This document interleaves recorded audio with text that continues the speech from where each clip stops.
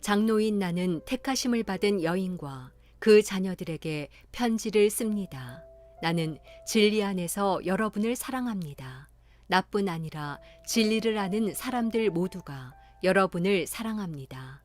그 이유는 진리가 우리 안에 머물러 있고 또 영원히 우리와 함께 할 것이기 때문입니다.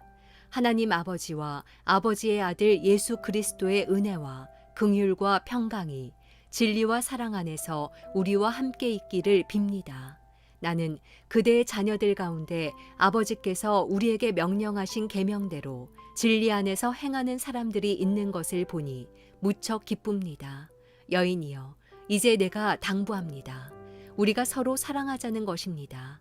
내가 그대에게 쓰는 것은 새 계명이 아니라 우리가 처음부터 갖고 있던 것입니다. 사랑은 바로 이것인데 곧 우리가 하나님의 계명을 따라 사는 것입니다. 계명은 이것이니 여러분이 처음부터 들은 대로 그 가운데서 행하는 것입니다.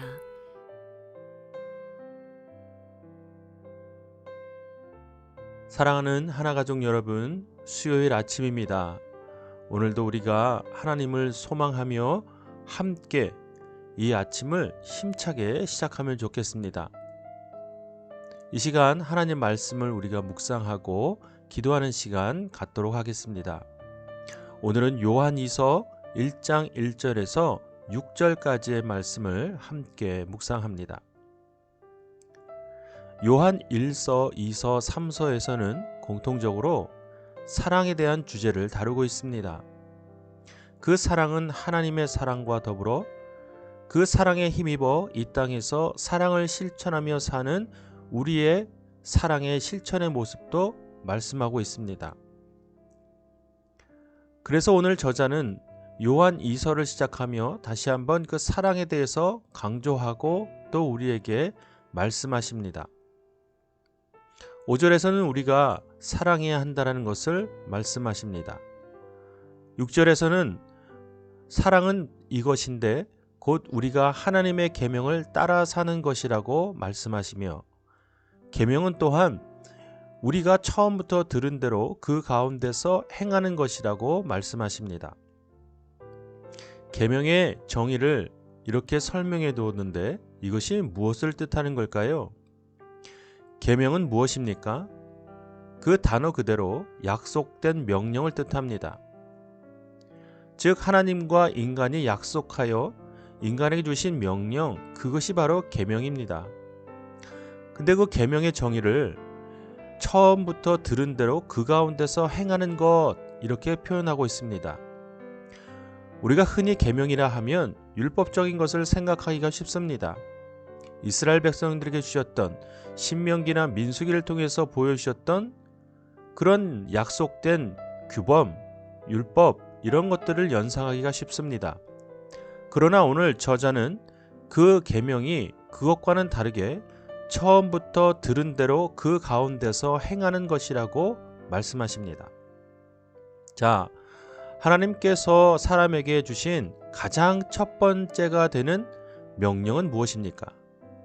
그것은 바로 하나님 손으로 지으신 첫사람 아담에게 허락하신 바로 그 명령, 즉 이 땅을 정복하고 다스리고 번성하는 일들, 이것이 바로 하나님이 주신 첫 번째 명령입니다.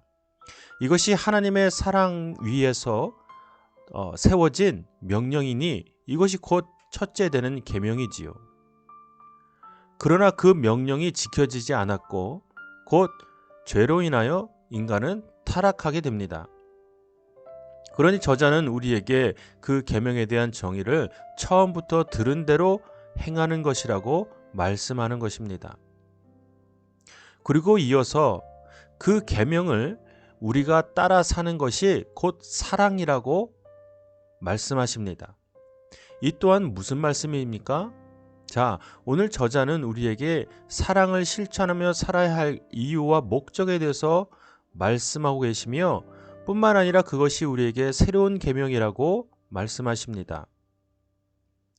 새로운 계명을 하나님께서 우리에게 사랑하라, 이웃을 사랑하고 원수를 사랑하라 라고 하신 명령, 그것이 새로운 계명이라고 말씀하십니다.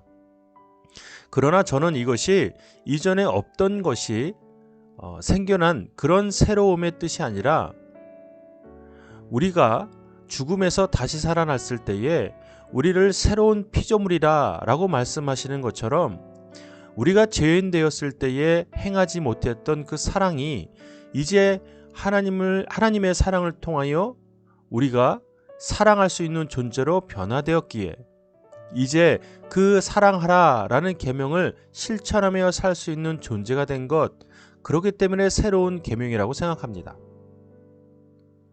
그러니 오늘 저자는 사랑이 무엇이라고 말합니까? 하나님의 계명을 따라 사는 것이라고 말씀하십니다. 그러면 이 말씀을 우리가 종합해 보면 우리가 이 땅에서 사랑을 실천하며 사는 것, 그것이 어떤 모양인가? 바로 하나님께서 인간에게 주신 첫 번째 되는 계명을 우리가 삶 가운데서 실천하며 사는 것이 바로 사랑의 실천의 모습이라는 사실입니다. 단순히 누군가를 용서하고 이해하고 용납하는 것이 사랑의 전체의 모습이 아니라 하나님의 사랑으로 지어진 이 땅에서 또 그 인간이 받은 그 명령, 즉 이 땅을 하나님의 마음을 품고 다스리고 정복하고 하는 이 모든 일들을 우리가 다시금 새롭게 하여 우리의 삶 속에서 실천하며 사는 것, 그것이 바로 사랑의 모습이라는 것이지요. 그러니 우리 이웃사랑의 실천의 모습은 단순히 사람만을 향하는 것이 아닙니다.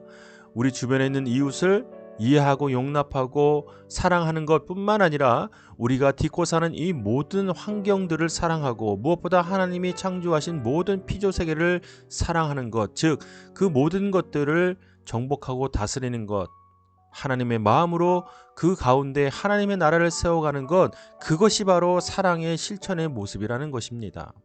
무엇보다 우리 자신과의 관계, 이웃과의 관계, 사람과의 관계, 또 이 세상과의 관계가 회복되는 모든 일 가운데 세움받는 것, 우리의 삶을 통해 실천하는 것, 이 모든 것이 바로 사랑 실천의 모습이라는 사실입니다.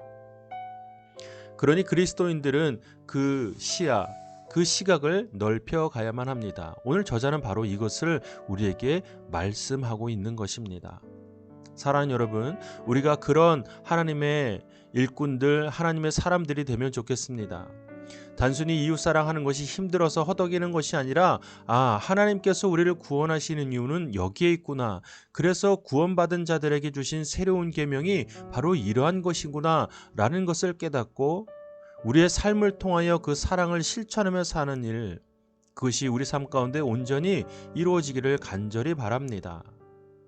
여러분을 통하여 여러분이 속한 곳들이 회복되고 무엇보다 여러분 자신과 관계가 회복되고 무엇보다 하나님이 주신 그 사랑의 실천들을 여러분이 속한 모든 것에서 이루며 사는 우리 귀한 하나 가족이 되기를 주님의 이름으로 축복합니다. 오늘도 그러한 소망과 결단으로 하루를 믿음으로 살아냅시다. 자, 이 시간에 각자의 주신 말씀을 묵상하고 함께 기도하겠습니다.